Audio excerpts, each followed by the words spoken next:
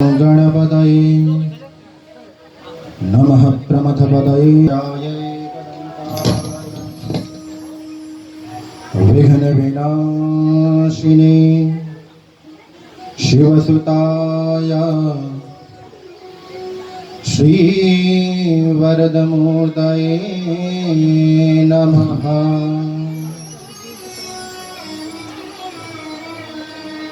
ध्येयं सदा परिभवग्नमभीष्टदोहम्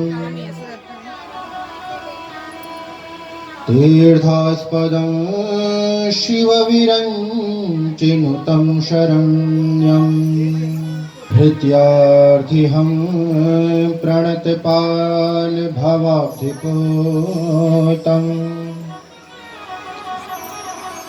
वन्दे महापुरुषते चरणारविन्दम्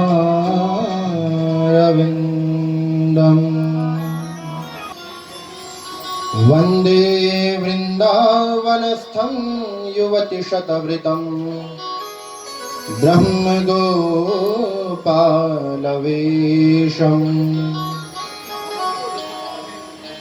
हे राधे वृषभानुभूतनये शैवेश्वरी राधिके।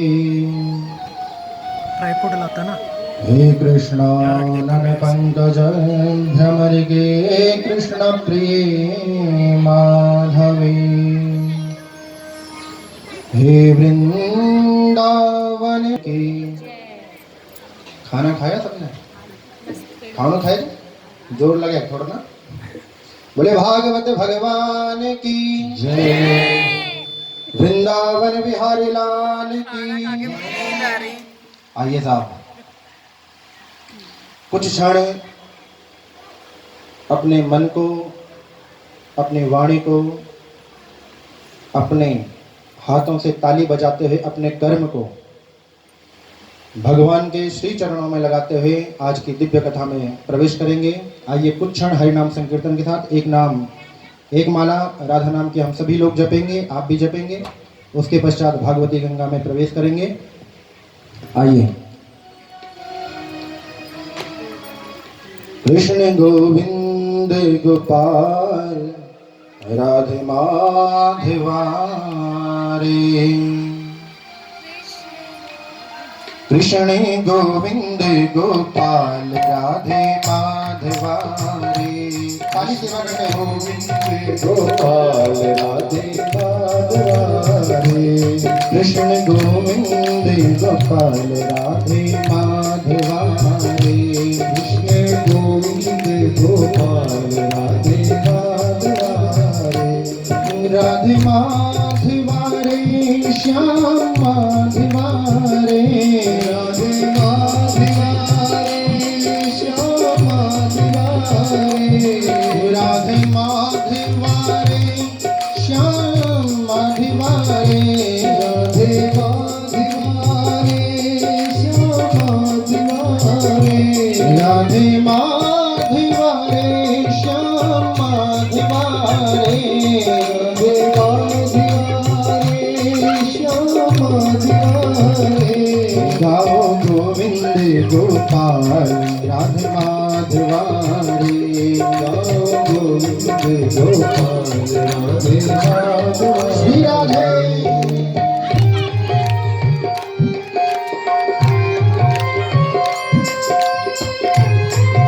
ताली सेवा करते हैं सभी लोग।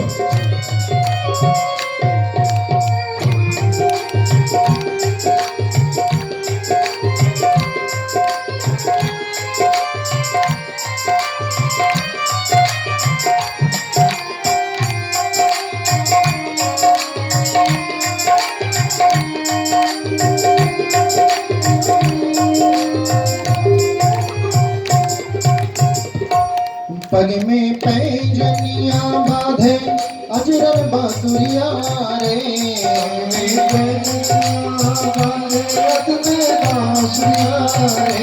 पग में पैजनिया बाजे अधरन बांसुरिया रे।